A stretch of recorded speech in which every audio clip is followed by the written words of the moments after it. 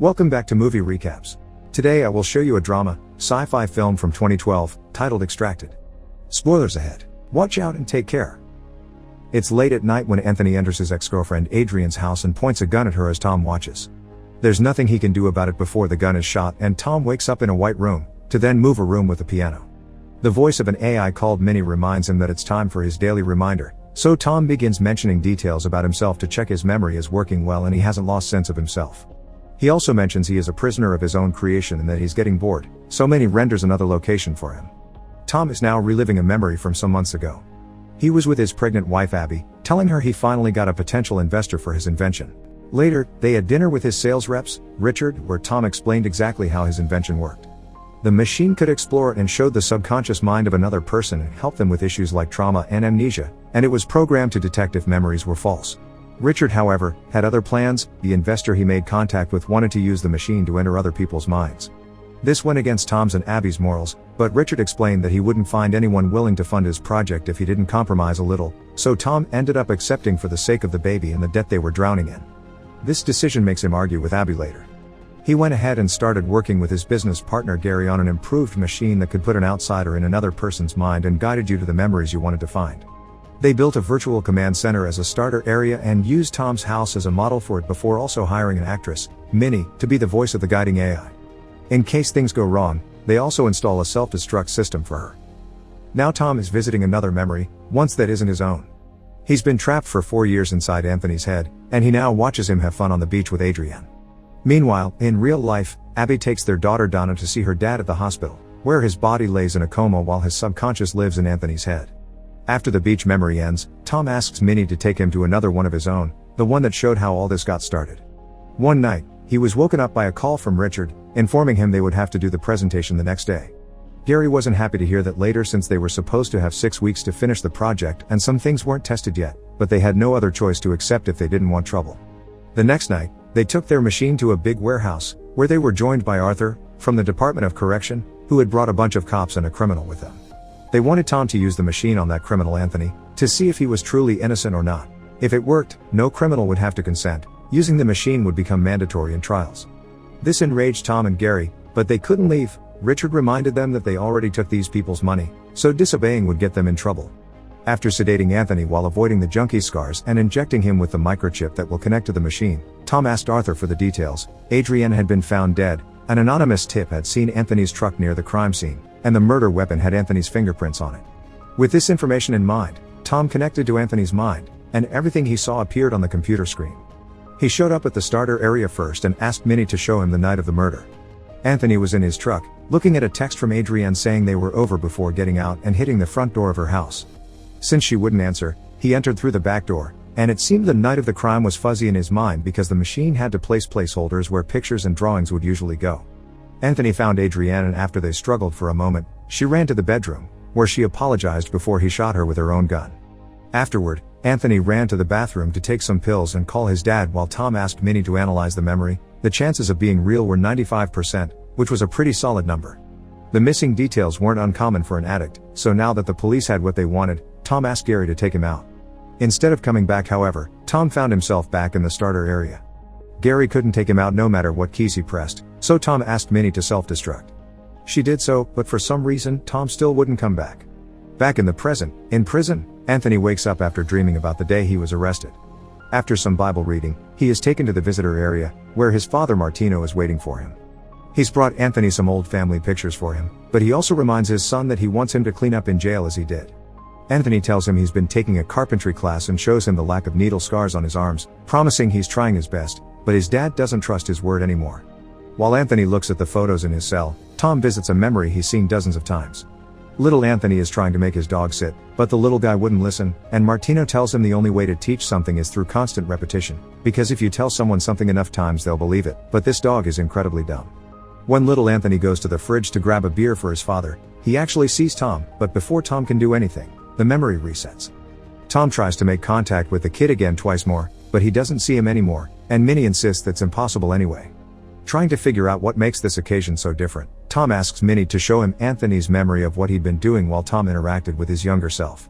He finds Anthony looking at the pictures and staring for longer at one of his old dog before he glances at Tom as if he could see him too.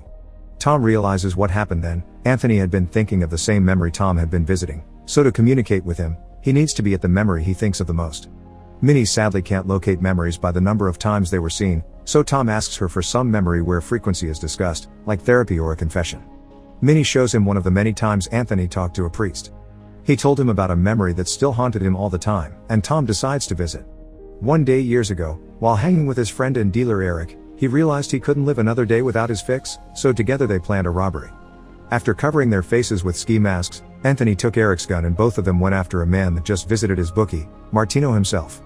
The man didn't take them seriously, so Eric hit him and ran with the money while Martino punched Anthony and, after retrieving the gun, took off his mask.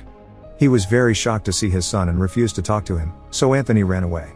The priest gifted Anthony a Bible for his new hymn, and Tom stayed in the memory of the robbery, hoping Anthony would show up there sooner or later. 2 weeks later, when Anthony is in his cell reading the Bible, he thinks about this memory and finally gets to see Tom again. However, having this strange man in his memory freaks him out, so Anthony finishes the memory instead of answering Tom's questions. A moment later, once he's calmed down, Anthony thinks of that memory again and appears there, willing to talk. Tom explains he's been trapped there for 4 years but still remembers his wife's phone number, so he wants Anthony to call her and tell her what happened. When she gets a call from Anthony, Abby thinks it's a prank and immediately hangs up on him. Anthony calls again and being's telling her about the day her father died and the words Tom used to comfort her, which Tom had told him about so he could convince Abby this is real. Abby accepts to come see Anthony the next day, so Tom asks Anthony for his help explaining what went wrong with the machine. Anthony accepts because he doesn't want Tom in his head. When Abby comes to prison to visit Anthony and hears him say Tom can see and hear everything Anthony does, she brings over Donna so her father can finally meet her. She still has doubts about the whole thing, though so as final proof, she asks Anthony what is the nickname Tom would call her in private. After some moments of searching that almost cause Abby to leave, Anthony tells her the nickname was Birdie, finally earning her trust. After the visit is over, Anthony and Tom meet again in Anthony's mind. Tom says he could live forever in the memory of meeting his daughter, but for now, they need to get ready for the next part of the plan. He makes Anthony write down the whole explanation of what happened. The microchip is still inside his body, and the reader couldn't find it because they were using new microchips made from different materials. They didn't get to reprogram the reader because of the rushed presentation. This explanation is also what Abby is telling Gary, who is willing to use the machine to save Tom. Abby has already gotten approval from the hospital to move the body and now she only needs access to Anthony, but for that, she'll have to talk to Arthur, who Richard couldn't convince. Abby goes to see him in person, and after lots of yelling from her, Arthur accepts to move a prisoner under one condition: he gets the machine in return. Abby doesn't like this idea very much but accepts anyway. Back in prison, Anthony tells Tom that he helps him feel less lonely, but he's also tired of the robbery memory, so he offers a less sad alternative, a memory of Anthony and Adrienne by a swimming pool, where they can chill and chat. Some days later, Anthony calls his dad to let him know he'll be transferred to another prison after he goes through the procedure to help Tom, since he's trying to do a good thing. Martino finds the idea laughable since it was Anthony's idea to use that machine months ago in the first place and all for nothing. It was Martino that picked him up that night after getting his call, and he even lied to the police for his son, not telling them where he had thrown the gun. He says he doesn't believe Anthony is capable of doing good things, that he's done with him, and if he truly thinks he's innocent, then he should prove it. Moments later, the transfer begins. Anthony will stay overnight at a shed where they will do the procedure, and the following day he'll be taken to the new prison. When they get there, Gary examines him with an updated reader and finds out Tom is right, the chip is still inside Anthony. So he just needs to program the machine to find this new chip frequency and lock on the memory Tom is in to take him out. However, Anthony speaks up and tells them that since he's collaborating, he wants something in return. He's sure something else happened the night of the murder and he wants Tom to find out what before he leaves his mind. Tom freaks out when he hears this, feeling like he's being used, but he has no choice but to accept if he wants to go back to his own brain. While Richard calls Abby, who is waiting at home with Tom's body, to tell her there's been a delay, Tom guides Anthony through his old memories. Anthony and Adrienne had met 2 years ago. She came from an abusive household and got addicted to the harder stuff when she met Anthony. When she became everything to him, he tried to get her clean, but no matter what he did, there was no saving her. Then one day out of nowhere, she just broke up with him and never picked up his calls again, which sent Anthony in a downward spiral. The night of the murder, he remembers waking up in the tub after hearing the crash of glass shattering, so he went out to investigate and a mysterious shadow knocked him out. Tom makes Minnie send him to that memory, but Anthony doesn't remember the details so the room is filled with placeholders, magazines and pictures have big X's on them and the attacker has Gary's face. Tom thinks they can do nothing with such a lack of details, but when he double checks the bathroom, he notices the magazine in the tub does have a small picture on it. He decides to use memory triggers to help Anthony recover the full memory.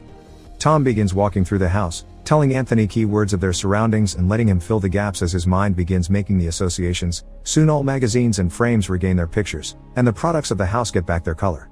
Now that Anthony has a much clearer vision of the memory, Tom resets it, and both of them finally get a good look at the attacker's face. It's Eric. Meanwhile, in reality, the guard goes out to take a leak, and Gary lights up a cigarette while waiting for Tom to be done with the memory search. Anthony asks him for a cigarette, then pretends to drop it, so when Gary comes to pick it up, he knocks him out and takes the handcuffs keys from his pocket. Now freed, he also knocks out the guard when he comes back and takes his gun, which he uses to make Richard hand him the keys to his car. Anthony drives all the way to Eric's apartment and shoots him on the foot as he demands answers. Eric tells him he didn't kill Adrienne, she was already dead when he got there. When he heard footsteps, he hid behind the door, and when he saw Anthony enter the room with a gun, he panicked and hit him. Then he ran away, and the cops never came after him, so he didn't say anything. He was in the house that night because he was having an affair with Adrienne. It was her way to pay him for the drugs. That's the reason why she broke up with Tom. She felt too guilty. She even tried to quit, but she couldn't because Eric threatened with killing her if she did.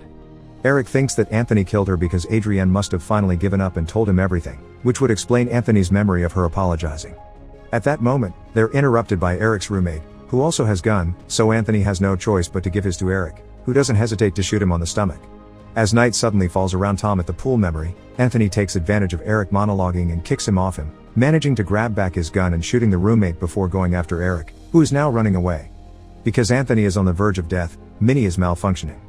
Eric manages to hide behind a building, but Anthony is starting to bleed heavily, and when feels the weight of the Bible in his pocket, he knows what he must do. He begins driving to Tom's house while talking to Abby on the phone, passing on the instructions Tom tells him to reconfigure the old prototype machine he still has at home. As soon as he gets there, Abby connects him and Tom's body to the machine, but Anthony's mind is unstable because of his current condition. Tom is accidentally taken out of the pool memory and into the robbery one, so thinking he won't make it out, he asks Minnie to take him to one last memory. Anthony can't find him at the usual spot, but when he sees Donna, he remembers Tom said there's one memory he could live forever in. Anthony begins remembering the day they met Donna in prison, and as soon as Tom appears there, he gives Abby the okay to begin the extraction. Anthony dies as his mind returns to the pool memory, seeing Adrienne one last time, and Tom wakes up in bed with his family sometime later, finally properly alive again. Tom begins spending a lot of time with his daughter, but he also visits Martino so they can talk about their memories of Anthony together. When he shows him a picture of their pet, he mentions it was a show dog, which Tom can't believe because he saw how badly he behaved around the house. Martino explains it isn't true, that's what he told Anthony as an excuse when he got rid of the dog, but actually, the dog was a saint and he sold it because he got a very good offer. This doesn't make sense because the memories Tom saw were real, but now he starts to realize the power suggestion can have. Martino himself said that if you tell someone something enough times, they'll believe it. The final proof comes when Tom sees Martino's handwriting on one of the pictures and realizes he had been the anonymous tip. When questioned, Martino admits it's true and tells him what happened that night. Anthony went to see Adrienne, but she was so overwhelmed by guilt that she killed herself. Having lost the love of his life, Anthony went to the bathroom to take those pills to odd himself on purpose, but he also called his dad, who picked him up and didn't believe the story coming from the lips of an addict. The next morning, Anthony didn't remember anything, so Martino took the chance to set him up, that way he would end up in jail, where he could clean up his act. Some days later, Tom is at a bar, seeing Arthur on TV announcing he'll be testing a new machine soon. This upsets Tom greatly, but he's at that bar for a reason. The bartender is Minnie, who lends him an ear, and Tom can find comfort on her familiar voice. Make sure to subscribe and turn on notifications so you can watch more videos like this. Thanks for watching.